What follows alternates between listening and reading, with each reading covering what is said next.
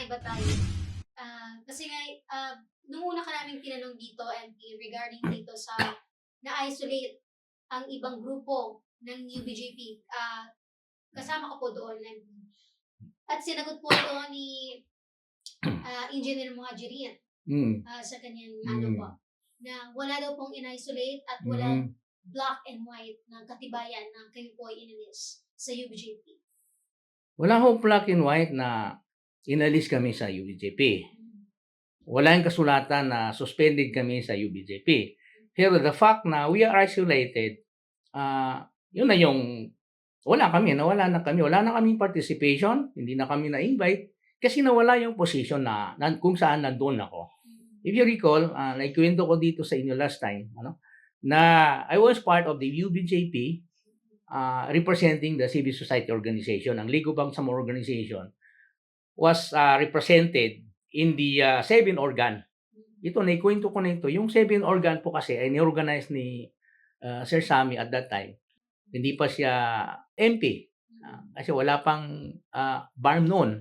So, nagpaplano yung grupo ni Sir Sammy. I was invited to represent the LBO. And then, a series of meeting, yung nangyari hanggang naka-form kami ng tinawag naming 7 organs. Ang 7 organs, yun po yung naatasan para mag-campaign dito sa Cotabato City, particularly dito sa Cotabato City.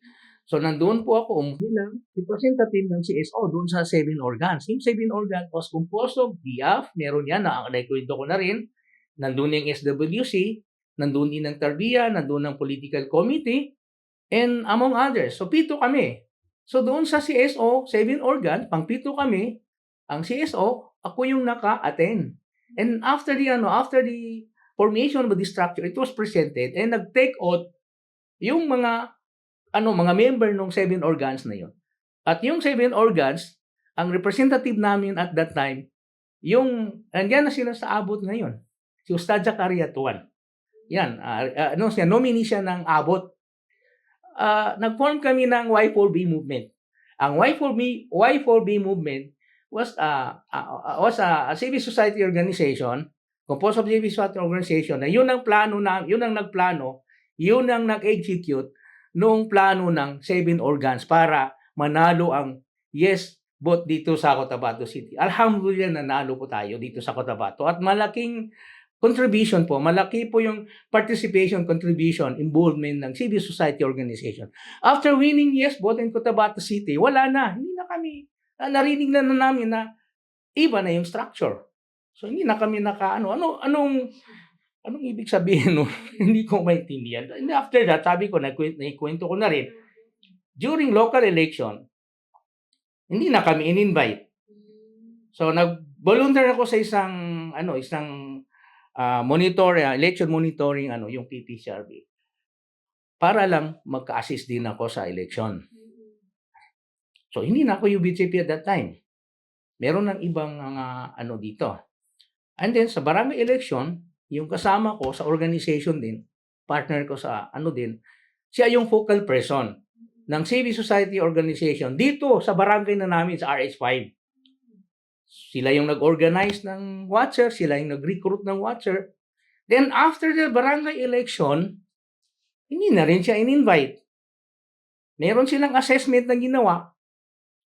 Nagkaroon pa nga ng out of country sila. Nakita ko doon sa nag-R&R siguro sila doon sa ibang bansa.